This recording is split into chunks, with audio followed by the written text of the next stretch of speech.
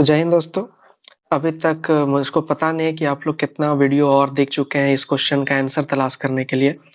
लेकिन यहाँ पे आप आए, यहाँ पे आपको इस क्वेश्चन का आंसर बहुत ही अच्छा तरीका से मिल जाएगा। जो क्वेश्चन क्या है, मेiji पुनर्स्थापना। हम लोग बोर्ड पे नहीं कर रहे हैं, हम लोग कर रहे हैं मोबाइल पे। इसीलिए थोड़ा थोड़ा जो है ना, लिखने में थोड़ा प्रॉब्लम होगा। आप लोग उसको थोड़ा सा एडजस्ट कर लेना बस, ठीक है। बोर्ड पे नहीं कर रहे हैं, बोर्ड पे हम लोग इस क्वेश्चन को करेंगे आने वाले दिनों में। और इस क्वेश्चन का दो पार्ट निकलेगा, ठीक है। इस तरह अभी एक लेक्चर दे देंगे, 40 मिनट 35 मिनट जितना मिनट का भी रहेगा, जिससे कि आपको मोटा मोटी पता चल जाएगा कि मेजी पुनर्स्थापना क्या है। आज को सब कुछ उसके बारे में डिटेल से बात करेंगे, क्या है नहीं है। और दूसरा पार्ट में उसको लिखेंगे कैसे, उसके बारे में बात करेंगे, ठीक है। जो भी ग्रेजुएशन के स्टूडेंट है वो दोनों वीडियो उन लोग को देखना है। और जिनको सिर्फ ये जानना है कि मेजी पुनर्स्थापना क्या है, वो सिर्फ ये फर्स्ट वीडियो देख के ही आप समझ सकते हैं कि मेजी पुनर्स्थापना क्या है। बहुत सारा का डाउट रहता है कि मेजी पुनर्स्थापना बहुत ही डिफिकल्ट वर्ड है। जापान में मेजी पुनर्स्थापना क्या है, ये आखिरकार क्या था। तो बहुत कोई कोई इसके बारे में कुछ खास नहीं पता है, ठीक है। तो जब पहला बार जाने तो हमको भी नहीं पता चला ये मेजी पुनर्स्थापना क्या है आखिरकार। जब इसके बारे में जाने तब समझ में आया, धत तेरी की तो एकदम आम बात है। कोई जो इंडिया में जो चीज हम लोग देखते हैं, मॉडर्न इंडिया में हम लोग जो देखने को मिलता है कि क्या हो रहा था कि अलग अलग जगह राज्य है, मैसूर है अपना अलग अलग बनेले भेल है, और फिर अवध अलग बनाया हुआ है, बंगाल अलग बनाया हुआ है, ठीक है। और इधर पंजाब अपना अलग बनाया हुआ है। तो हम लोग ये मॉडर्न इंडिया में ये थोड़ा रफ फिगर जो है थोड़ा गलत बन गया, लेकिन इसी से समझ लेना है, ठीक है। तो मॉडर्न इंडिया, जापान का मेजी जो है ना, मॉडर्न इंडिया से आप कनेक्ट हम लोग का कर सकते हैं। आखिरकार क्या हो रहा था, कैसे कनेक्ट वनेक्ट होगा, ये तो आगे चल के बताएंगे कि कैसे कनेक्ट करना है नहीं कनेक्ट करना है। सब कुछ डिटेल डिस्कशन रहने वाला है, बहुत लंबा। तो आप लोग उम्मीद करते हैं कि आपको ये समझ में आएगा, पसंद आ जाएगा। और आएगा ही, अगर स्टार्टिंग से लास्ट तक यदि आप बने हुए हैं तो बिल्कुल आएगा, ठीक है। तो हम लोग बात करते हैं मेजी पुनर्स्थापना। बेसिकली सबसे पहले इसका मतलब समझते हैं क्या होता है। इसका मतलब ये होता है कि राजा को जो है ना, राजा को पुनः गद्दी पे बैठा देना। राजा को पुनः गद्दी पर बैठा देना ही मेजी पुनर्स्थापना। मेजी एक जापानी में एक मतलब पद है राजा का, ठीक है। तो उसी में मेजी पुनर्स्थापना मतलब कि राजा को फिर से स्थापित कर देना ही मेजी पुनर्स्थापना है। फिर से स्थापित कर देना का मतलब ये है कि पहले राजा रहा होगा, बीच में कुछ और चीज आ गया होगा, और ये दूसरा चीज को हटा करके फिर से राजा का शासन करना है, मतलब किया गया। उसी को कहा गया मेजी पुनर्स्थापना 1868। यहाँ से जापान का इतिहास बदल जाता है, ठीक है। मतलब समझ में आ गया कि मेजी पुनर्स्थापना क्या मतलब है। कि ये बीच वाला स्थान क्या है पता है आपको। पिछला क्लास जो भी मेरा नहीं देखे, पिछला क्लास जापान का दरवाजा कैसे खुला विदेशियों के लिए, वो वीडियो को जरूर देखिएगा। उसके बाद ये वीडियो देखिएगा तो ज्यादा मजा आएगा, बहुत मजा आएगा। सब कुछ क्रिस्टल क्लियर पानी की तरह हो जाएगा, ठीक है। तो पहले वो वीडियो, जापान का हिस्ट्री का पहला वीडियो, कि जापान का दरवाजा अन्य यूरोपियों के लिए कैसे खुल गया, वो वाला एक बार आप लोग देख लीजिए। उसके बाद यहाँ पे आइए, ठीक है। तो तो हम बता रहे थे कि बीच का जो सदी है, मतलब कि 700 के बाद का जो एरा है जापान का इतिहास में, वहां से सामंतों का अधिकार धीरे धीरे धीरे धीरे ज्यादा होने लगता है कि नहीं। ज्यादा होने लगता है, और एक समय ऐसा आता है 12वीं सदी के बाद, ऐसा समय आता है जब सामंत का बहुत ज्यादा आधिपत्य मतलब कि दबदबा रहता है। तो सामंत का इतना दबदबा रहता है कि वो राजा को भी बख्श नहीं देता। राजा के भी ऊपर सामंत अपने आप को समझने लगे थे कि हम ही सर्वे सर्वा है, हम ही सब कुछ है, ठीक है। तो राजा नीचे हो गया, पूरा जनता राजा के अधीन थी, लेकिन सामंत चाहते थे कि जनता मेरे अधीन रहे। जिसके कारण कि सामंत, सामंत क्या है ये पहला वीडियो में बहुत डिटेल से बता चुके हैं, सामंत क्या होते थे, ठीक है। तो सामंतों का ये कहना था कि नहीं, जनता जो है मेरे अधीन होना चाहिए, राजा के अधीन नहीं। इन लोग का तो यहाँ तक बस चला था कि राजा का पद को ही समाप्त कर देते हैं, राजा के पद को समाप्त कर देते हैं, सामंतों का ये कहना था। लेकिन लेकिन राजा का जो अधिकार है ये दैव्य अधिकार है, इसीलिए सामंत लोग इसको खत्म नहीं कर पाते, ठीक है। तो यही सामंत लोग को कैसे हटाया गया और उसके बदले कैसे राजा को स्थापित किया गया, यही है आपका जाके मेजी पुनर्स्थापना। यही कहानी रहने वाला है कि क्यों आखिरकार ऐसा कौन सा परिस्थिति आया जिसमें कि सामंत को हटाना पड़ गया। सामंत लोग ऐसा क्या कर रहा था जापान में जिससे कि इसको हटाना पड़ गया, और राजा के पास ऐसा क्या हुआ था राजा को जिसका कारण की शक्ति उससे छीन ली गई, सामंत का आधिपत्य हो गया। और अभी हम जो मॉडर्न इंडिया का जो कॉन्सेप्ट आपके सामने दिए, यहाँ पर क्या हो रहा था, यहाँ पर दिल्ली में एक मुगल बादशाह बैठा हुआ था, है कि नहीं। और इधर अवध में शासन चल रहा था, मैसूर में शासन चल रहा था, हैदराबाद में शासन चल रहा था, त्रावणकोर में शासन चल रहा था, मराठा में अलग शासन चल रहा था, मतलब कि अलग अलग जगहों पे अलग अलग शासन चल रहा था। तो बेसिकली हम बोल सकते हैं कि यहाँ पर भी एक तरह का सामंत व्यवस्था था। सभी क्या चाहता था, सभी ये चाहता था कि मेरा टेरिटरी और थोड़ा बड़ा हो जाए। बंगाल चाहता था मेरा बढ़ जाए, मराठा चाहते थे मेरा बढ़ जाए, मैसूर इधर चाहता था मेरा बढ़ जाए, पंजाब भी चाहता था मेरा टेरिटरी बढ़ जाए। ठीक है, ये मॉडर्न इंडिया का पहले वाला का फिगर बनाएंगे तो ये पूरा आ जाएगा। ठीक है, तो वो सब चाहते थे वो चीज हम लोग को प्राप्त हो जाए। इसके लिए क्या हुआ था, संघर्ष होता था। पंजाब में संघर्ष हो रहा है, कभी मराठा और हैदराबाद में संघर्ष हो रहा है, कभी मराठा अवध में संघर्ष हो रहा है, कभी इधर संघर्ष कभी उधर संघर्ष। तो ये संघर्ष का खेल रहा है पूरा का पूरा मॉडर्न इंडिया हम लोग का। और यही चीज सेम टू सेम सामंतवाद होता है आपका जाके जापान में। आपको पता ही होगा जापान का कलम उस दिन फिगर बना दिए थे। जापान मतलब फिगर नहीं, मैप में आपको दिखा दिए थे। ये हो गया जापान, कहाँ पे हो गया, ये हो गया हम लोग का भारत। जैसे कि ये भारत हो गया, ये भारत हम लोग का हो गया ऊपरी, ये चीन विन जाता है। ठीक है, और उसके इस साइड में आपको जापान देखने को मिलेगा। ये थोड़ा बड़ा बना दिया, तो ये हो गया जापान। और यहाँ हम लोग ये भी बोल सकते हैं, इस क्वेश्चन का ये भी मतलब हुआ कि जापान का आधुनिकीकरण यहाँ से होना स्टार्ट होता है। जापान जो है आधुनिकीकरण की ओर बढ़ेगा, बहुत तेजी से बढ़ेगा जापान आधुनिकीकरण की ओर। 1868 से लेकर 1900 यहाँ तक जापान इतना ताकतवर राष्ट्र बन के उभरा कि मतलब कि ये तजुर्बा, मतलब कि हैरत वाली बात है कि इतना जल्दी जापान इतना बड़ा शक्ति के रूप में कैसे उभरा।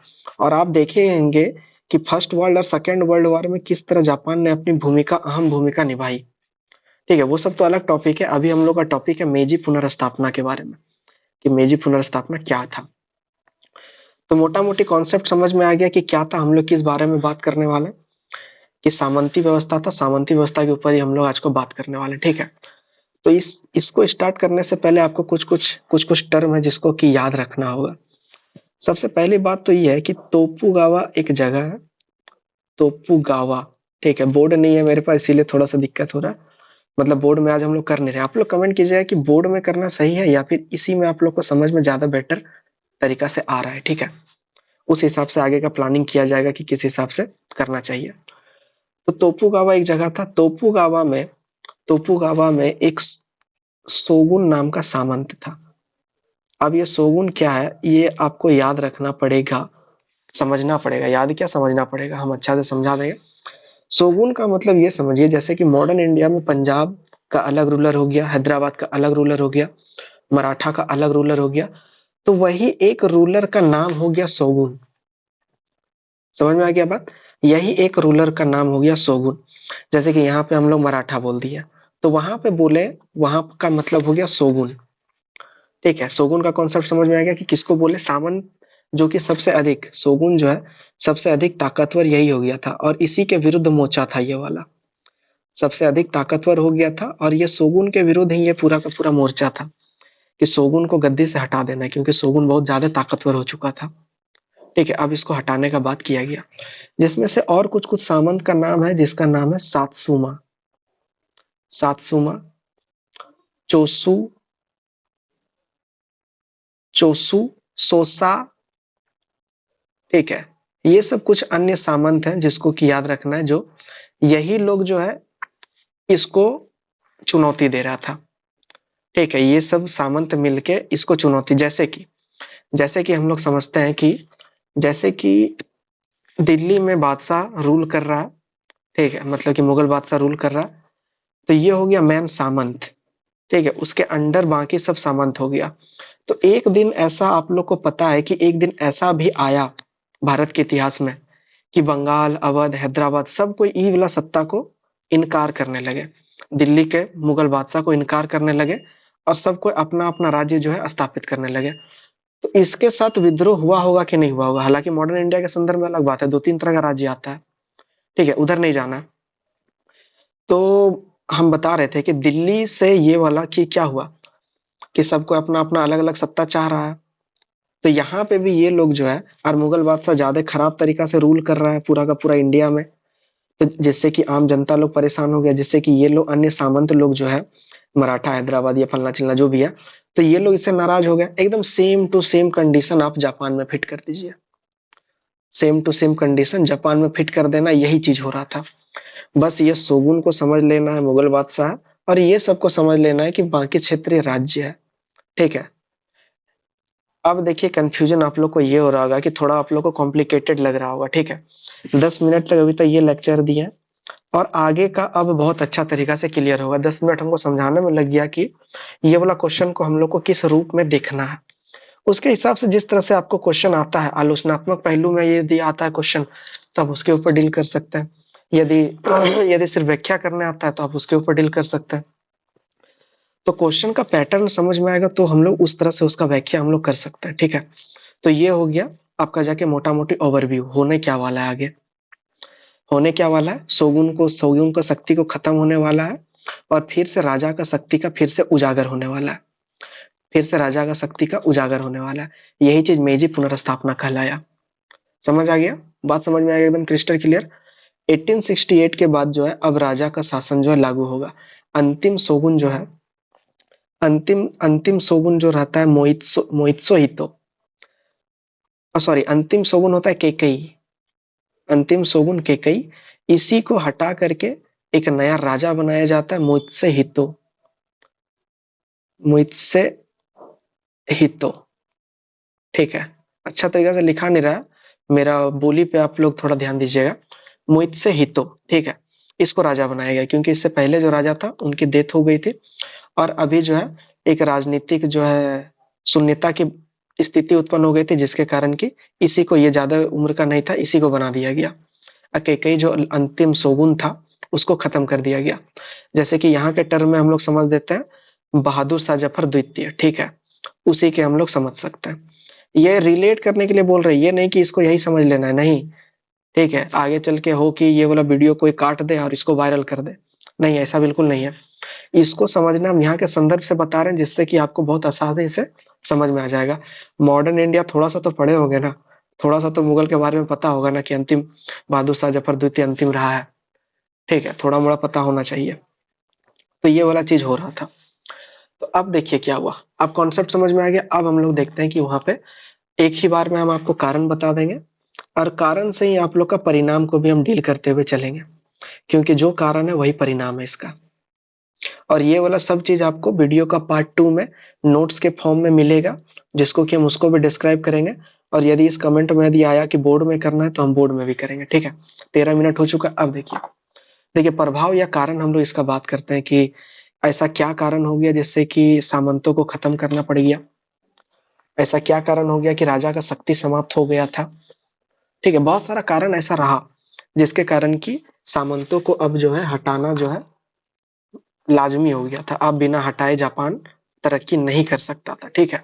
जापान का द्वार कैसे खुला आपको पता ही है, अब विदेशियों का आगमन होने लगा है जापान में, ठीक है। अब देखिए इसका कारण में क्या है। पहला कारण है सामंत, सामंत का प्रभाव, सामंत का प्रभाव है पहला कारण, ठीक है। सामंत का प्रभाव में क्या है कि बहुत दिनों से सामंत लोग जो है अपना वर्चस्व स्थापित किए हुए थे, आम जनता को परेशान कर रहे थे, कृषक को परेशान कर रहे थे, और सामंत लोग जो है अर्थव्यवस्था में मतलब कि योगदान नहीं दे रहे थे, भोग विलास में जीवन व्यतीत कर रहे थे, जिसके कारण कि आम जनता में धीरे धीरे करके क्रांति की भावना आई, और सामंत को वो देखना नहीं चाहे। कौन सामंत का बात हो रहा है, शोगुन का बात हो रहा है यहाँ पे, शोगुन का, ठीक है, उसी का बात हो रहा है। तो उसको धीरे धीरे देखना नहीं चाहे, जिसके कारण की मेजी पुनर्स्थापना का एक घड़ी आ गया। ये हो गया पहला कारण, ठीक है। शॉर्टकट में अभी चलेंगे, और सेकेंड वीडियो में हम लोग चलेंगे पूरा लिखित वे में, ठीक है। अभी हम लोग बस समझने वाला वे में हम लोग बात कर रहे हैं। दूसरा कारण सैन्य सुधार। अब देखिए आपको एक बहुत मस्त चीज से आपको परिचित कराते हैं। सैन्य सुधार आप लोग सुने होंगे सिर्फ, लेकिन कभी समझने का ट्राई नहीं किए होंगे। आप लोग नाम सुने होंगे सामुराय, सामू सामुराय, बहुत सारा मूवी निकल चुका है सामुराई के ऊपर, ठीक है, जिसमें निंजा सेशन जिसको हम देखे थे, बड़ा मजा आया था देखने में। हालांकि निंजा और सामुराई शायद अलग अलग होता है, उतना नहीं पता है। लेकिन सामुराई देखिए क्या था, सैन्य सुधार में सामंत लोग, हम आपको पिछला वीडियो में ही बताए थे कि सामंत लोग सभी चाहते थे कि हम इससे ज्यादा बढ़ कर रहे हैं, इससे यदि इसके पास 100 सेना है तो मेरे पास 150 सेना रहे। सामंत लोग सब अपना वर्चस्व स्थापित कर रहे थे, जिसके लिए उसको सैन्य शक्ति की अहम भूमिका थी। सैन्य शक्ति रहेगा तभी है ना कब्जा कर पाएगा, सैन्य शक्ति रहेगा तभी है ना सामने वाला डर पाएगा, नहीं तो क्या क्या जरूरत है डरने का, वो डरेगा ही नहीं। अरे तेरी की, हमारे पास 100 गो सेना है, 100 सेना है, सामने वाला के पास 10 सेना है, तो कौन ज्यादा ताकतवर रहेगा, कौन ज्यादा हथिया पाएगा। जाहिर सी बात है, जिसके पास 100 गो का सेना है वो ज्यादा हथिया पाएगा, 10 गो को तो निस्तो नाबूद कर देगा, ठीक है। तो सामुराई सैन्य व्यवस्था में पहले क्या होता था, पहले होता था कि सामुराई जो है ये वंशानुगत होने लगा था। स्टार्टिंग में था कि योग्य व्यक्ति को चुना जाता था, ठीक है, लेकिन धीरे धीरे जब सामंतों का प्रभाव हो गया, तब ये सामुराई भी वंशानुगत हो गया। जिस प्रकार के शोगुन वंशानुगत हो गया, वंशानुगत का मतलब होता है कि बाप के बाद बेटा बनेगा, बेटा के बाद उसका बेटा बनेगा, ठीक है। तो सामुराई में भी ये वंशानुगत होने लगा। और सामुराई को ऐसा वैसा बंदा नहीं होता था, ये बहुत एकदम अपना क्षेत्र का माहिर खिलाड़ी होता था सामुराई। हर परिस्थिति के लिए इनको तैयार किया जाता था कि कैसे कैसे किया जाए, और आप लोग को मूवी में ये चीज दिखाया भी गया, और ये बात सत्य भी है। जब इसके बारे में हम पढ़ रहे थे, जान रहे थे, तो ये बात फील भी किया कि सामुराई को हर परिस्थिति के लिए तैयार किया गया। लेकिन जब सामंतों का प्रभाव बन गया तो सामुराई भी अपना वो खो दिए, मतलब कि सामुराई भी अपना भोग विलास में करने लगे, क्योंकि वंशानुगत होने के बाद जो है आदमी को जो है ना टेंशन नहीं रहता कि अरे ज्यादा अच्छा से काम करना होगा, ये फलना चिलना नहीं। उसको पता है कि मेरा बेटा जो है, जो बेटा जो भी 6 साल का है, वो बड़ा होके यही बनवे करेगा, तो फिर वो क्यों दिमाग लगाएगा ज्यादा, तो वो नहीं सीखने लगा। धीरे धीरे सैन्य शक्ति कमजोर होती चली गई जापान की, ठीक है। तो ये हो गया दूसरा कारण, जिससे कि मेजी पुनर्स्थापना का घड़ी आ गया। जब जब हम घड़ी बोल रहे हैं, इसका मतलब ये है कि समय आ गया, मतलब मेजी पुनर्स्थापना का एक अहम कारण बन गया, ठीक है। उसके बाद हम लोग देखते हैं औद्योगिक प्रगति। औद्योगिक प्रगति, औद्योगिक प्रगति में क्या है कि आपको पिछला क्लास में बताएं दरवाजा कैसे खुला। तो दरवाजा कैसे खुला में जितना तरह का संधियां जो हो रहा था, जैसे कि हम लोग देखें कि चार्ल्स पेरी जो है, पेरी 1853 में आया, 54 में चेतावनी देके चला गया, 53 में आया, चेतावनी देके चला गया, 54 में संधि करना पड़ा। क्या क्या नाम था संधि का, कानागावा था क्या, कानागावा की संधि कर लिया। फिर कुछ दिन बाद आया, फिर 58 में फिर संधि कर लिया, फिर डच लोग से संधि कर लिया, रूसी लोग से संधि कर लिया। ये सब संधि वंधि बता चुके हैं, ठीक है। पिछला क्लास जो नहीं देखे उसमें देख सकते हैं आप लोग। तो ये संधि वंधि कर लिया, तो आम जनता लोग ये वाला संधि से खुश थोड़े ना था। आम जनता लोग, जैसे कि चीन का जनता चाहता था कि हमको स्वतंत्र छोड़ दिया जाए, हमारे ऊपर कोई बंधन ना दिया जाए, उसी तरह तो जापान का भी उसी तरह का रवैया रहा है हमेशा से। बंद दरवाजे में ये लोग चाहते हैं कि कोई भी ना आए। लेकिन धीरे धीरे ऐसा समय आया जब जापान में दो तरह का दल बन गया। यही रीजन रहता है, इसको जरा अच्छा से हम लोग समझते हैं, ठीक है। यही रीजन, सबसे बड़ा रीजन रहता है, जापान अभी सबसे आगे दुनिया का खड़ा है। 1945 में उस पे हिरोशिमा नागासाकी में बम गिरने के बाद भी अभी एक जापान विकसित देश है, ठीक है। तो ये सब का जड़ हम लोग को बहुत पीछे ही देखने को मिलता है। यदि यदि करंट अफेयर में यदि हम लोग कुछ पढ़ रहे हैं, तो उसका इतिहास यदि जानेंगे तो हम लोग को और ज्यादा बेटर वे में उस चीज हम लोग समझ सकते हैं। तो जापान में जब विदेशी लोग आने लगा, तब दो तरह का मत हो गया जापान में। पहला मत था कि विदेशी के विरोध वाला मत था, ये हम हालांकि पिछला क्लास में ही बताया। और दूसरा मत था विदेशी के साथ। तो जापान में हम बताए थे कि ये वाला मत का प्रयोग किया गया कि हम लोग जो है अब जो है विदेशी से सीख के विदेशी को ही चुनौती देंगे। तो ये वाला कॉन्सेप्ट बहुत हो हल्ला पे हुआ जापान में, और यही कॉन्सेप्ट को अपनाया गया।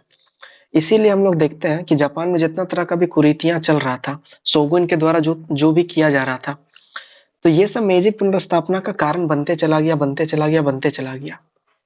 रूढ़िवादी धारणा, ठीक है, ये भी बहुत बड़ा कारण रहता है।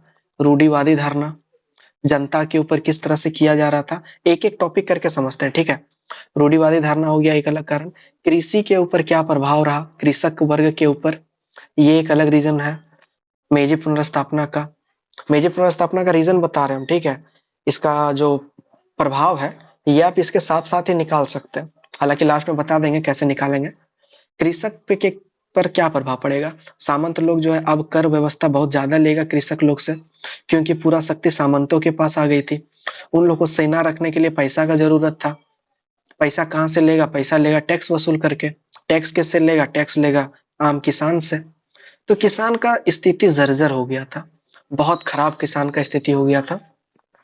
शोगुन लोग जो है किसान को पूरा एकदम प्रताड़ित कर रहे थे, और मजदूर लोग को प्रताड़ित कर रहे थे, औद्योगिक का रवैया अपना नहीं रहे थे, जिसके कारण कि मजदूर लोग भी त्राहिमाम त्राहिमाम कर रहे थे, उनका कुछ भी नहीं हो पा रहा था। उसके बाद एक बड़ा रीजन रहता है शिक्षा में सुधार का। शिक्षा को लेकर एक बहुत बड़ा रीजन रहता है कि जापान में जो है शिक्षा ही नहीं दिया जा रहा था पहले। सामंत लोग जब थे, सामंत लोग को शिक्षा से कोई लेना देना नहीं था, उसको बस अपना टेरिटरी को आगे बढ़ाना था। जो कि इंडिया में भी हम लोग देखने को मिलता है कि इंडिया में भी शिक्षा से कोई लेना देना किसी को रहा नहीं है। जब धार्मिक सुधार आंदोलन होता है उसके बाद शिक्षा पे बल दिया जाता है इंडिया पे, मतलब कि पाश्चात्य शिक्षा का बात कर रहे हैं। पाश्चात्य शिक्षा हो गया या फिर तरह तरह का तकनीकी शिक्षा का बात हो गया, तो धार्मिक आंदोलन के बाद हुआ। उससे पहले हम लोग संस्कृत पे बल दे रहे थे, उससे पहले हम लोग मतलब कि व्यवहारिक ज्ञान को हम लोग प्राप्त कर रहे थे। लेकिन उसके बाद हम लोग तकनीकी की ओर रुझान हम लोग ज्यादा करना स्टार्ट कर दिए। तो वही चीज जापान में क्या हो रहा था कि पहले शिक्षित ज्यादा लोग नहीं था, अब क्या हुआ, अच्छा परिणाम में तो बाद में बताएंगे ना। उसके बाद देखिए और क्या हुआ, कृषि में सुधार तो बता ही दिया। उसके बाद देखिए कि वित्त में क्या हाल हो रहा था। यहाँ का वित्त एक बड़ा रीजन रहा जिससे कि मेजी पुनर्स्थापना करना पड़ा, मतलब कि तो वित्त में शोगुन लोग को कोई लेना देना ये भी नहीं था कि जनता के पास कितना संसाधन अवेलेबल है, जनता के पास कितना पैसा अवेलेबल है, इससे शोगुन को कोई लेना देना नहीं था। और जब जब शोगुन बोल रहे हैं इसका मतलब ये है कि वो एक प्रभुत्व सत्ता है। ठीक है, जैसे कि यहाँ का दिल्ली का प्रभुत्व सत्ता, उसी तरह वहां का शोगुन। ठीक है, इस संदर्भ में समझना, इसीलिए हम स्टार्टिंग में शोगुन का मतलब बता दिए। तो किसके पास पैसा वैसा है इसके कोई लेना देना शोगुन को नहीं होता था, वो बस अपना जिंदगी भोग विलास में जिंदगी जीवन बसर कर रहा है। और वो सत्ता में इसलिए है क्योंकि उसका सैनिक शक्ति मजबूत है, नहीं तो उसको कोई भी उखाड़ फेंकेगा। जैसे कि हम बताएं सातसू सातसू माँ चोमू, तो ये सब क्या था, अन्य सामंत था जो कि किसी भी क्षण किसी भी पल जो है शोगुन को नीचे फेंक देने के लिए रेडी थे वो लोग। ठीक है, समझ में आ रहा है आप लोग को कि नहीं आ रहा है समझ में, आप लोग कमेंट करके बताना कि समझ में आ रहा है कि नहीं आ रहा। नहीं तो इसको यदि नहीं समझ में आएगा तो हम इसको बोर्ड में बताएंगे, बोर्ड में बताएंगे, बोर्ड में एक्सप्रेशन के साथ बताएंगे, तब ज्यादा बेहतर तरीका से हमको लगता है समझ में आप लोग को ज्यादा आएगा। ठीक है, और यहाँ पे जो भी हम जहां से भी रिलेट करवा रहे हैं आप लोग बस उसको रिलेट करके चलते रहो, आप लोगों को कहीं भी कोई प्रॉब्लम नहीं होगा। और लास्ट में समरी एक बार तो कर ही देंगे, और कल जो वीडियो आएगा कल को भी हम उसके ऊपर बात करेंगे ही। ठीक है, ये चीज बहुत इंपॉर्टेंट है, इसीलिए इसके ऊपर हमको ज्यादा विशेष ध्यान देना पड़ रहा है, इसीलिए एक दिन में हम कवर नहीं कर रहे हैं। हालांकि आप लोग का ये रेडी है, पूरा नोट्स वोट्स मतलब कि बना चुके हैं, आप लोग के डिलीवर करने के लिए रेडी है। लेकिन लेकिन सिर्फ नोट से पढ़ा देंगे तो नोट्स में क्या है ना कि फिर मजा नहीं आएगा, नोट्स से पढ़ के समझ में बहुत कुछ नहीं आ सकता। इसीलिए हम चाहते हैं कि पहले एक मोटा मोटा आप लोग का दिमाग में अनुमान रहना चाहिए कि हम लोग किस चीज को हाथ लगाए हैं। ठीक है, उसके बारे में पता होना चाहिए किस चीज को हाथ लगाए हैं और किस हद तक उसका गहराई में हम लोग जा रहे हैं। ठीक है, तो क्या बात कर रहे थे, बैंकिंग वित्त, तो वित्त भी डामाडोल बहुत ज्यादा चल रहा था। ठीक है, तो अब देखिए, अब हम लोग इसका रीजन को देखते हैं एक एक करके। शोगुन रीजन का मतलब ये है कि अभी तक हम लोग क्या क्या रीजन पढ़े। एक वो पढ़े कि शोगुन लोग जो है अपना वर्चस्व स्थापित बहुत ज्यादा कर रहा था, मतलब कि शोगुन की कुरीतियां। अब हम लोग देख रहे हैं कि क्या क्या रीजन रहा जिससे कि मेजी पुनर्स्थापना का कारण बन गया। तो पहला क्या था कि शोगुन की कुरीतियां, मतलब शोगुन अच्छा तरीका से व्यवहार नहीं कर रहा था। ठीक है, ये पहला रीजन हो गया। दूसरा रीजन हो गया सैन्य व्यवस्था, सैन्य व्यवस्था अच्छा तरीका से ये लोग कर नहीं रहा था, सैन्य व्यवस्था भोग विलास में चल रहा था। सैनिक में ये लोग ना पैसा खर्च कर रहा था, सैनिक में ना इन लोग को अच्छा से रख रहा था। सैनिक कौन, सैनिक मतलब कि समुराई का बात हो रहा है। ठीक है, तो दूसरा रीजन ये रहा जिससे कि सैनिक लोग भी विद्रोह करने लगे कि नहीं नहीं, ये मेरा जो मालिक है शोगुन जो है, हालांकि ये बहुत ज्यादा वफादार होते थे। समुराई के बारे में बोला जाता है कि ये बहुत ही ज्यादा वफादार अपने मालिक के प्रति होते थे, ठीक है। और ये समुराई दूसरा समुदाय को मारने के लिए तनिक भी हिचकिचाते नहीं थे। जैसे कि शोगुन है, इसका अपोनेंट्स मान लीजिए कि सात्सुमा है, ठीक है। तो सात्सुमा का समुराय और इसका समुराय में बनेगा नहीं, ये चाहेगा हमेशा कि इसको खत्म कर दे, क्योंकि सामंतों के बीच परस्पर संघर्ष का नतीजा सैन्य लोग भुगतता था। समझ रहे हैं ना क्या बोलने का प्रयास कर रहे हैं? समुराय लोग बहुत ही ताकतवर रहते थे, लेकिन समुराय लोग में भी कुरीतियां आ गई थी। क्यों? क्योंकि वंशानुगत होना स्टार्ट हो गया था, इसीलिए। उसके बाद तीसरा रीजन रहता है कृषि के ऊपर। कृषि बहुत अस्त व्यस्त किया जा रहा था, बहुत ज्यादा कृषि को बंजर, मतलब कि कृषि के ऊपर ध्यान ही नहीं दिया जा रहा था। तो ये भी एक बहुत बड़ा रीजन रहता है। कृषि के अंडर हम लोग लिख सकते हैं कि कृषक वर्ग जो है, किसान लोग जो है। उसके बाद हम लोग चौथा रीजन लिख सकते हैं कि मजदूर लोग भी अच्छा तरीका से नहीं जी रहा था, ठीक है। पांचवा रीजन है कि आम जनता लोग परेशान था। क्यों परेशान था? क्योंकि विदेशियों के साथ संपर्क करवा दिया था, जो कि यहाँ का जनता लोग नहीं चाहता था। और क्या रीजन था? छठा रीजन था कि शिक्षा में ये लोग ध्यान नहीं दे रहा था, शोगुन लोग। और क्या रीजन था? सातवां रीजन था धर्म।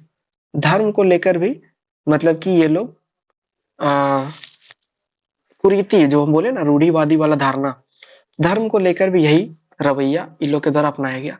तो ये सब बहुत अहम मुद्दा रहा, जिसके कारण कि मेजी पुनर्स्थापना को करना पड़ गया। और ये सब में क्या क्या है, क्या क्या लिखना है, ये सब तो आपको कल पता चलेगा। अभी जो बोले वही चीज कल भी है, ठीक है। कल भी यही सब लिखना है, लेकिन उसको किस एक सिस्टमैटिक वे में किस तरह, ये तो समझाने वाला बात होगी। आपको उम्मीद करते हैं कि सबको समझ में आ गया होगा, ठीक है। अभी एक बार परिणाम देख लेंगे और क्लियर हो जाएगा। तो ये सब कारण रहा मेजी पुनर्स्थापना का। और एक बड़ा रीजन रहा, आठवां पॉइंट, सामंतों का परस्पर संघर्ष। ठीक है, ये भी एक बड़ा रीजन रहा मेजी पुनर्स्थापना करने का। मेजी पुनर्स्थापना मतलब कि राजा का शासन को पुनः स्थापित करने का। अब से राजा का शासन स्थापित होगा। कब से? 1868 से राजा का शासन स्थापित हुआ स्टार्ट। और कौन? मुइत्से हितो, ये हो गया नया राजा। और अंतिम जो शोगुन था वो था केकई। केकई को हटाया, मुइत्से हितो को राजा बना दिया गया, फिर पुनः। ठीक है, समझ में आ रहा है? यहाँ तक तो कोई दिक्कत नहीं है। ये हम लोग कारण के ऊपर बात किए, ठीक है। क्या क्या कारण रहा, कारण के ऊपर बात किए। अब इसका हम लोग प्रभाव देखते हैं, प्रभाव या परिणाम, कि क्या क्या प्रभाव हुआ, क्या क्या परिणाम हुआ। ये चीज समझने के लिए आपको ज्यादा दिमाग लगाने की जरूरत नहीं है। हम लोग जितना कुछ भी पहले अभी पढ़े, अभी जस्ट, तो वो सब चीज को अच्छा पक्ष में हम लोग दिखा सकते हैं, ठीक है, कि बदलाव होने के बाद क्या हुआ। जाहिर सी बात है, जो जो कुरीतियां के खिलाफ आवाज उठाया गया था, वो को अच्छा कर दिया गया होगा। शिक्षा का बात किया तो शिक्षा को अच्छा कर दिया गया होगा। सैन्य का बात किया तो सैन्य को अच्छा कर दिया होगा। वित्त का बात किया तो बैंकिंग में सुधार कर दिया गया होगा। तो ये सब हम लोग को प्रभाव देखने को मिला। तो इस सब में भी क्या प्रभाव देखने को मिला, एक एक करके हम लोग देख लेते हैं सबको, कितना टाइम लगेगा। सबसे पहला प्रभाव तो ये रहा कि सामंत व्यवस्था को अब कर दिया गया खत्म। अब भैया कोई सामंत नहीं रहेगा, राजा ही सर्वशक्तिमान रहेगा, राजा का ही शासन रहेगा, राजा ही सत्ता का सबसे हेड रहेगा। सामंत व्यवस्था अब हो गया खत्म, सबसे पहला प्रभाव और सबसे प्रमुख प्रभाव। ठीक है, दूसरा क्या प्रभाव रहा होगा, आप अपने से सोच के बताइए। अभी तक तो आप लोग कहानी सुन चुके हैं, दूसरा प्रभाव क्या रहा होगा? सैनिक में क्या प्रभाव रहा होगा? सैनिक को जाहिर सी बात है कि वंशानुगत को खत्म कर दिया होगा। सैनिक में सैन्य सुधार में क्या किया गया होगा? वंशानुगत को खत्म कर दिया गया होगा कि नहीं भैया अब वंशानुगत नहीं होगा। अब क्या होगा? अब योग्यता के हिसाब से बंदा को चुना जाएगा, योग्यता के हिसाब से समुराय को चुना जाएगा। ठीक है, और एक बात कि समुराय अब दो तरह का हो जाएगा। एक वो समुराय जो कि पहले से चला आ रहा था, और एक वे समुराय जो कि अब से स्टार्ट होगा। इसीलिए आप कोई कोई मूवी देखे होंगे तो उसमें बोला जाता होगा कि अरे ये वो समुराय नहीं है, ये जो है, मतलब ये ताकतवर वाला समुराय है। तो वो पुराना समुराय का बात किया जाता। उसके बाद मॉडिफिकेशन हुआ, मॉडिफिकेशन करने के बाद नया समुराय का स्थापना किया गया, जो कि वंशानुगत नहीं था, जिसको कि योग्यता के अनुसार चयन किया जाता था। ठीक है, उसके बाद तीसरा नंबर, हम लोग सैन्य व्यवस्था, आगे हम लोग क्या देखे थे, हम लोग कृषि के, हम लोग देखे थे कृषि में कृषक की तो कृषक लोग को छूट दिया गया, कृषक लोग को कर जो है अब ज्यादा नहीं देना पड़ता था। और जो मालगुजारी की जो व्यवस्था थी, मालगुजारी मतलब कि एक दिन में कितना उसको दिया जाता काम के लिए, तो वो भी अब बढ़ा दिया गया। मेजी पुनर्स्थापना के बाद वो भी अब बढ़ा दिया गया। इसका मतलब ये है कि कृषक की स्थिति सुधर गई। अब कृषक को कोई दिक्कत नहीं है। ठीक है, अब जापान तरक्की में आगे बढ़ेगा, क्योंकि कृषक वर्ग को अब छूट दे दिया गया। और जितना कृषक वर्ग उपजाएगा, अधिशेष जितना वो राजा को देगा, उतना ही ज्यादा व्यापार बढ़ेगा, उतना ही मतलब कि वित्त में फायदा मिलेगा। अधिशेष क्या होता है? अधिशेष एक छोटा सा इकोनॉमिक का कॉन्सेप्ट है। अधिशेष मतलब होता है कि मान लीजिए कि 20 किलो आपको जरूरत है और आप उगा दिए हैं 22 किलो। ठीक है, तो ये 2 किलो जो बच गया, ये हो गया अधिशेष। इसको आप जमा करके रखिएगा, जमा करके रखने के बाद इसको मार्केट में बेचिएगा, तो इससे मार्केट भी प्रोड्यूस होगा। अब बचा करके रखे उससे धन भी प्रोड्यूस होगा। तो बहुत कुछ अधिशेष का बहुत फायदा होता है। ठीक है, ये इकोनॉमिक्स का कॉन्सेप्ट है, इधर हम लोग अभी नहीं जाएंगे। तो कृषक वर्ग को फायदा हो गया। उसके बाद हम लोग क्या देखते हैं? हम लोग देखते हैं शिक्षा में। शिक्षा में तो जापान बवाल मचा दिया गुरु, शिक्षा में बवाल मचा दिया, जिसके कारण कि अभी हम लोग देखते हैं कि जापान कितना आगे पहुंच गया, जिसमें कि शिक्षा का बहुत बड़ा योगदान रहा है। बिना शिक्षा का आपको पता ही होगा कि बिना शिक्षा का कोई भी देश जो है तरक्की नहीं कर सकता। शिक्षा बहुत अहम जरूरी है। तो शिक्षा में पहले जो था कि शिक्षा नहीं दिया जाता था, एकदम लिमिटेड, सिर्फ उच्च वर्ग को पहले शिक्षा दिया जाता था, जाति देख के दिया जाता था। तो अब किया गया, अब सबको शिक्षा अनिवार्य कर दिया गया। 14 साल के नीचे सबको शिक्षा अनिवार्य कर दिया गया। ठीक है, अनिवार्य का मतलब यहाँ पे ये है कि जिसको पढ़ने का इच्छा है सबको शिक्षा प्राप्त होगा।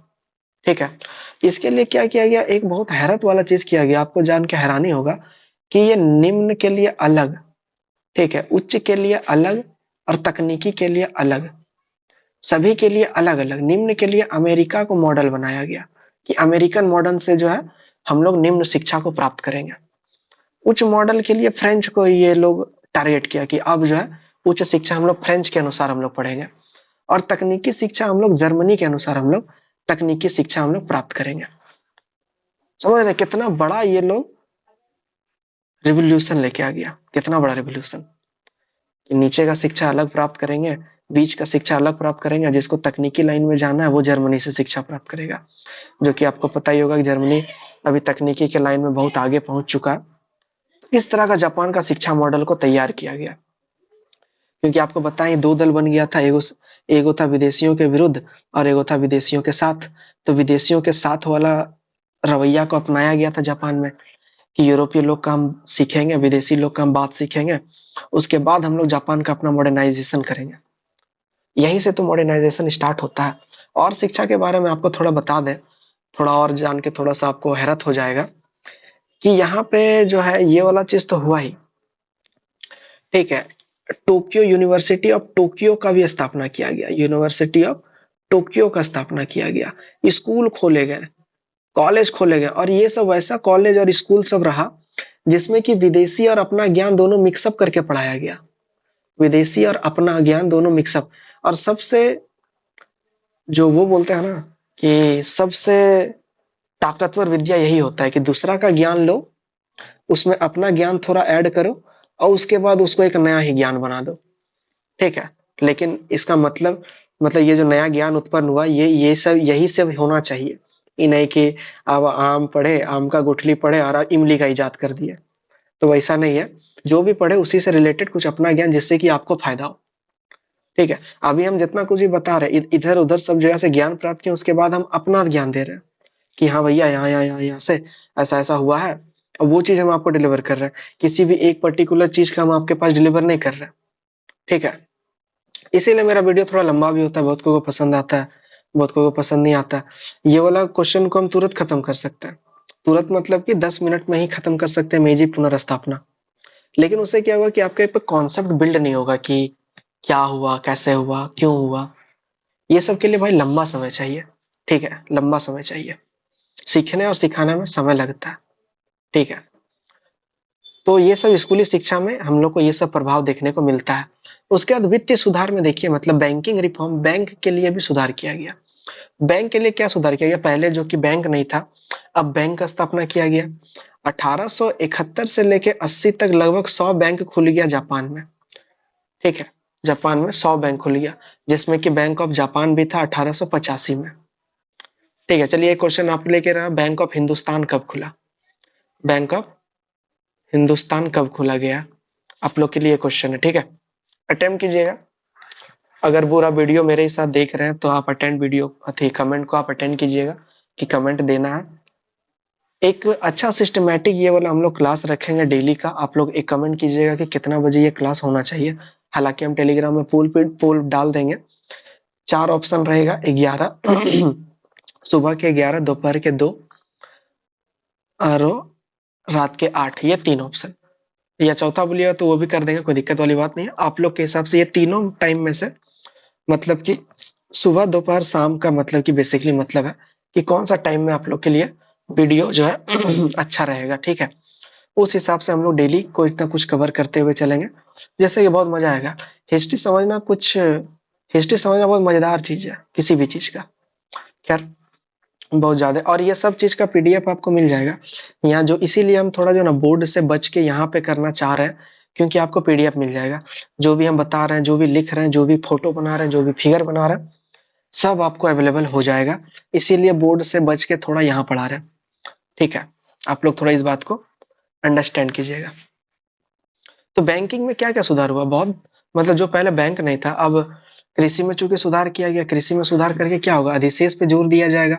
अधिशेष यदि बचाया जाएगा तो अधिशेष से पैसा उत्पन्न होगा। पैसा को कहाँ संजो के रखा जाएगा? तो बैंक में संजो के रखा जाएगा। और बैंक का स्थापना कर दिया गया। तो ये सब कब हो रहा है? ये सब 1868 के बाद हो रहा है। क्यों? क्योंकि मेजी पुनर्स्थापना हो गया, उसी से हम लोग का ये सब प्रभाव देखने को मिलता है। जो जो चीज पहले बुरा बुरा चीज था, वो सब चीज को सुधार करके अच्छा कर दिया गया। यही तो प्रभाव है, यही तो परिणाम है। प्रभाव परिणाम में ज्यादा फर्क नहीं होता, ठीक है, लेकिन फर्क इसमें होता है। तो ये सब चीज मोटा मोटी हम लोग बोल सकते हैं कि मेजी पुनर्स्थापना हुआ और उसका परिणाम देखने को मिला। मेजी पुनर्स्थापना कैसे हुआ, मेजी पुनर्स्थापना क्यों हुआ, ये सब चीज हम लोग देख लिए। मेजी पुनर्स्थापना क्या क्या कारण था, हम लोग 8-9 कारण के ऊपर बात कर चुके हैं। उसके बाद मेजी पुनर्स्थापना का प्रभाव क्या है, यही जो 8-9 कारण है, यही इसका प्रभाव भी है। इसमें जो जो खराब बात है, इसमें सब अच्छा अच्छा बात है। तो बस यही सब हुआ। एक धर्म के मामले में भी सुधार किया गया। पहले जो धर्म था, हम आपको बताएं कि रूढ़िवादिता आ गई थी, सामंती व्यवस्था जब हो गया था। तो धर्म में जो पहले का धर्म था, जिसको कि नाम था शिंतो धर्म, शिंतो धर्म को फिर से अपना लिया गया। क्या किया गया? शिंतो धर्म को फिर से अपना लिया गया। पहले जो धर्म था शिंतो धर्म, उसी को फिर से अपना लिया गया, क्योंकि धर्म के मामले में जापान थोड़ा गड़बड़ी हो रहा था, ठीक है। इसीलिए शिंतो धर्म को अपना लिया गया।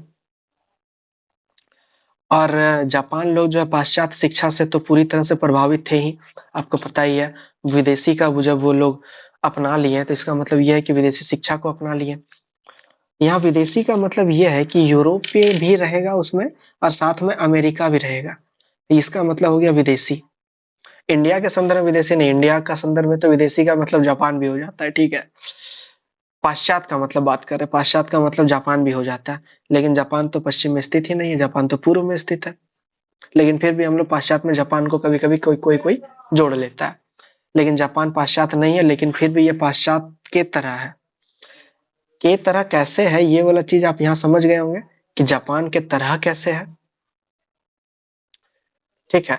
कैसे है समझ में आ गया कि जापान ने किस तरह अपने आप को संभाला, कहां से कहां तक पहुंच गया, ये सब कैसे कर पाया वो। अभी हम लोग उतना समझ ही गए कि कैसे जापान इतना आगे तरक्की कर गया, कैसे जापान। अभी एक और क्वेश्चन आता है बीए पार्ट 3 का ही, आपको पता होगा कि पार्ट 3 का बैच हम लोग चल रहा है। तो बीए पार्ट 3 में एक और क्वेश्चन आता है कि जापान एक आधुनिक राष्ट्र की तरह कैसे बनकर उभरा। यही एक क्वेश्चन एक और आता है। तो इसका आंसर हमको नहीं लगता कि बताने का जरूरत है। अभी तक यदि 40 मिनट यदि आप वीडियो सुने होंगे, तो इसमें ज्यादा कुछ बताने, जापान कैसे एक आधुनिक राष्ट्र की तरफ उभर रहा, उसमें कुछ ज्यादा खास बताने का बात उसमें बच नहीं गया। जैसे कि वो पाश्चात्य शिक्षा को ग्रहण कर लिया, धर्म को अपना लिया, बैंकिंग में सुधार कर दिया। और सबसे बड़ा मुद्दा ये रहा कि जो दूसरा जो मत था, जिससे कि विदेशी लोग आने दो, विदेशी लोग का सीख करके यही विदेशी का विरोध हम लोग काम करेंगे, मतलब विदेशी से सीख करके अपना आधुनिकीकरण करेंगे। ये वाला चीज जापान को बहुत फायदा पहुंचाया आगे। और वो पूरा का पूरा जापान का इतिहास बदल गया। उसके बाद जापान एक इंडस्ट्रियल पावर बन के कैसे उभर गया, ये हम लोग आगे धीरे धीरे करके देखेंगे। और एक बात, हम आपको स्टार्टिंग में जब history of China and Japan paper, हम लोग पता है ना क्या पढ़ रहे हैं, हम लोग TMBU यूनिवर्सिटी हम लोग पढ़ रहे हैं। ये वीडियो पे खो नहीं जाना है, इतना अच्छा तरीका से हम आपको जो बता रहे हैं वीडियो में, खो नहीं जाना है। TMBU यूनिवर्सिटी का बता रहे हैं, पेपर 8 बता रहे हैं, जिसमें कि हिस्ट्री ऑफ चाइना के बारे में है और जापान के बारे में है। तो हिस्ट्री ऑफ चाइना तो हम आपको पहले ही पढ़ा चुके हैं पूरा का पूरा, और हिस्ट्री ऑफ जापान भी हम लोग का खत्म। हम बताए थे कि दिसंबर महीना में ये पूरा का पूरा सिलेबस हम आपका खत्म कर देंगे। तो ये पूरा का पूरा सिलेबस आज हो जाता है खत्म, ठीक है। और एक इम्पॉर्टेंट बात ये है कि थोड़ा मोड़ा ना गड़बड़ी करता है TMBU यूनिवर्सिटी की, पहले से क्वेश्चन सबको पता हो जाता है। तो ये वाला जो क्वेश्चन बताए थे ये था 2019-22 का ही सिलेबस सिर्फ खत्म हुआ है। यदि ये बोल दिया जाए कि हिस्ट्री ऑफ चाइना और जापान खत्म कर लिए हैं, तो ये हम लोग खत्म नहीं किए। History of China and Japan खत्म नहीं किए, हम लोग बस वही खत्म किए जो 2019-22 में आने वाला है, ठीक है। और उसको हम लोग इस तरह से खत्म किए हैं कि अन्य क्वेश्चन भी आ जाए तो फिर ज्यादा दिक्कत का सामना नहीं करना पड़ेगा, इस तरह से कवर किए। सिर्फ 2019-22 ही कवर नहीं किए, साथ में बहुत कुछ भी कवर किए। लेकिन बहुत कुछ में हम लोग ये नहीं बोल सकते कि पूरा का पूरा हिस्ट्री ऑफ चाइना और जापान खत्म किया है। समझ में आ रहा है ना हम क्या बोलने की कोशिश कर रहे हैं। जैसे कि चाइना में हम लोग क्या लास्ट पढ़े, sun Yat-sen पढ़े, उसमें उसके बाद सी कोई की क्या भूमिका है वो नहीं पढ़े, उसके बाद माओ जेडोंग क्या था वो नहीं पढ़े, साम्यवाद के बारे में तो हालांकि बहुत कुछ हम बता दिए, लेकिन कम्युनिस्ट पार्टी क्या है वो नहीं बताए। और बहुत सारा चीन में जो अभी के मामले में मुद्दा में बहुत इंपॉर्टेंट मामला है, वो सब चाइना में हम लोग बहुत कुछ नहीं पढ़े। जापान में हम लोग मेजी पुनर्स्थापना पढ़ लिए, मतलब जापान में भी हम लोग बहुत कुछ नहीं पढ़े, जापान में बहुत कुछ पढ़ने का है। लेकिन क्या है ना कि थोड़ा ये सब चीज पढ़ने के लिए टाइम चाहिए, बहुत अच्छा से इत्मीनान से बताएंगे समझाएंगे, टाइम चाहिए। इसीलिए जो है ना हम लोग सिर्फ इसको कवर कर रहे हैं और इसमें भी बहुत कुछ कवर कर रहे हैं, ठीक है। इसीलिए आप लोग वीडियो को अच्छा तरीका से सुनिए, अच्छा तरीका से समझने का ट्राई कीजिए, और कहीं भी कोई दिक्कत होता है तो आप कमेंट कर सकते हैं, ठीक है। एक इसी तरह रोड हम वीडियो लेक्चर आपके लिए रिकॉर्ड कर देंगे, यदि आप लोग समर्थन करोगे तो, ठीक है। तो एक बार हम लोग मोटा मोटी खाका रेडी कर लेते हैं, ठीक है, जल्दी जल्दी, क्योंकि अब टाइम हो गया 40-42 मिनट हो गया। चाइना में हम लोग पढ़े प्रथम अफीम युद्ध, द्वितीय अफीम युद्ध, टाइपिंग विद्रोह, बॉक्सर विद्रोह, उसके बाद 1911 की क्रांति, उसके बाद sun Yat-sen। इतना कुछ हम लोग चाइना में पढ़े। 1 2 3 4 5 6 छह क्वेश्चन हम लोग चाइना में पढ़े। जापान में हम लोग क्या पढ़े, जापान में हम लोग सबसे पहले जापान का दरवाजा कैसे खुला वो पढ़े। उसके बाद अभी दूसरा क्वेश्चन पढ़े, मेजी पुनर्स्थापना क्या हुआ, उसके बाद उसका कारण और परिणाम पढ़े, ठीक है। उसके बाद हम लोग जापान आधुनिक के युग में कैसे बढ़ा, आप इसको भी इंक्लूडिंग कर सकते हैं, क्योंकि यही चीज सेम चीज है, ज्यादा अलग चीज नहीं है, ठीक है। तो हम लोग यहाँ पे लगभग 3-4 क्वेश्चन जापान से कर चुके हैं, तो लगभग लगभग 10 क्वेश्चन हम लोग कर चुके हैं। अगर मेरा वीडियो, मतलब इस चैनल का वीडियो यदि आप देखे हैं, पूरा का पूरा history of China Japan cover किए हैं, तो आपका कहीं भी क्वेश्चन कहीं नहीं छूटने वाला है। और यहाँ रहा बात ऑब्जेक्टिव का, ऑब्जेक्टिव हम लोग कवर करेंगे एग्जाम टाइम, जब आप लोग का आ जाएगा तब हम लोग ऑब्जेक्टिव फटाक से कवर कर लेंगे। एक बार क्या होगा कि तभी हम लोग एक बार रिवीजन भी कर लेंगे। अभी हम लोग जो जो पढ़े हैं, जो जो हम लोग पढ़े हैं वो सबको एक बार रिवीजन भी कर लेंगे। ऑब्जेक्टिव, ऑब्जेक्टिव होता है ये रिवीजन करने के लिए, ऑब्जेक्टिव याद करने के लिए थोड़े होता है, ऑब्जेक्टिव रिवीजन करने के लिए होता है। तो एक बार तभी हम लोग रिवीजन कर लेंगे, ठीक है। जनवरी महीना में हम लोग हिस्ट्री ऑफ अमेरिका स्टार्ट करेंगे, अभी बताएंगे, आने वाला समय में बताते जाएंगे कि क्या क्या हम लोग कैसे कैसे करेंगे, ठीक है। तो उम्मीद करते हैं कि आज का वीडियो आप लोग को समझ में आया होगा, और नहीं भी समझ में आया तो कल फिर एक वीडियो आएगा, कोई दिक्कत वाली बात नहीं है। उसमें लिखित वे में आपको पढ़ पढ़ के बता देंगे कि क्या है नहीं है, कैसे है नहीं है। तो वो वाला वीडियो भी आप लोग जरूर देखिएगा, यदि हिस्ट्री ऑफ चाइना जापान में इंटरेस्टेड है तो। यदि आप लोग सिर्फ ग्रेजुएशन पास करने के लिए यदि पढ़ रहे हैं तब तो गैस पेपर काफी है, तब इधर उधर झांकने का भी जरूरत नहीं है। गैस पेपर पढ़ लो, ग्रेजुएशन पास हो जाओगे, कोई दिक्कत नहीं है। लेकिन यदि नॉलेज चाहिए तो नॉलेज के लिए थोड़ा इत्मीनान रखना पड़ता है, नॉलेज के लिए थोड़ा धैर्य रखना पड़ता है, थोड़ा पढ़ना पड़ता है, ठीक है। उसके बाद ही नॉलेज गेन होता है, ठीक है। तो धीरे धीरे करके हम लोग सब चीज के ऊपर बात करेंगे। और अगला क्वेश्चन हम लोग का देखते हैं क्या रहने वाला है। पहले तो इसका दूसरा वीडियो बनेगा, ठीक है, टेंशन लेने वाली कोई बात नहीं है, दूसरा वीडियो इसके ऊपर लेके आएंगे। और ये 20-22 पेज का ये जो PDF है, हालांकि ये पीडीएफ में आप क्या देखिएगा, इसमें गीज गाज दिए हैं, ये देखिए गीजा हुआ है। आप यदि वीडियो को सुनते हुए यदि देखिएगा तब ये समझ में आएगा, यदि वीडियो को सुनते हुए नहीं समझ में आया तब ये समझ में नहीं आएगा। हालांकि हम इसको भेज देंगे, कोई दिक्कत नहीं है, लेकिन ये भी आपका कोई काम का नहीं है।